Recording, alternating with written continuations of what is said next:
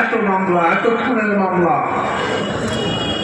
ফিলকেনাল BDR হত্যাকাণ্ড, এত অর্থ পাচার, এত কিছুর বিচার করতে 10 বছরও শেষ হবে না। আপনি কোথাকার কোন ছাত্র নেতা হয়েছেন?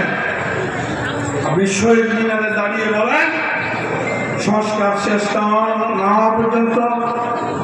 সংস্কার সংস্কার বলতে আপনি কি বুঝেন?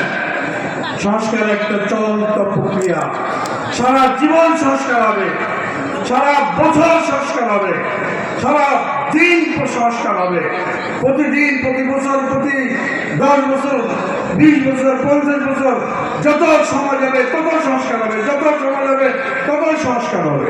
সংস্কারের কোনো বিকল্প নাই। সুন্দর যেমন শেষ নাই, ভালো যেমন শেষ নাই, সংস্কারেরও তেমন শেষ নাই।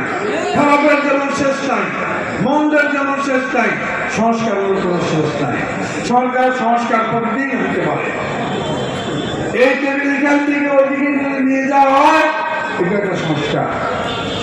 যদি আমরা মনে করি এই টেবিল থেকে বক্তব্য দিলে এদিকের মানুষ দেখতে পাবে না, তাহলে আমরা সংস্কার করবো। এই টেবিলকে ওই পাশে নিয়ে গিয়ে ওই মানুষকে যাতে দেখতে পাওয়া যায় সেই ব্যবস্থা করব।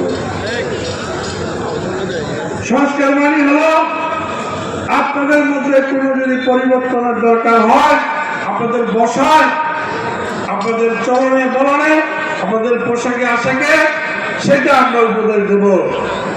সেটা যদি পরিবর্তন হয়, এটা একটা সংস্কার। এইখানে যদি বক্তৃতার মঞ্চ না রেখে আমরা যদি এখানে সবুজ বিপ্লব দেখাই, আমরা যদি গাছ লাগাই, এই গাছ লাগালে এটা একটা সংস্কার। এই মঞ্চ ভেঙে যদি আমাদের এর থেকে ভালো জায়গা পাওয়া যায়, অবশ্যই এটাকে এই মঞ্চ ভেঙে অন্য কিছু করা যেতে পারে। এখানে মাইক্রোবাস থাকে, এটা মাইক্রোবাস থাকার জায়গা না, এটা টাউন হল। এই টাউন হল আমরা নির্মাণ করেছে।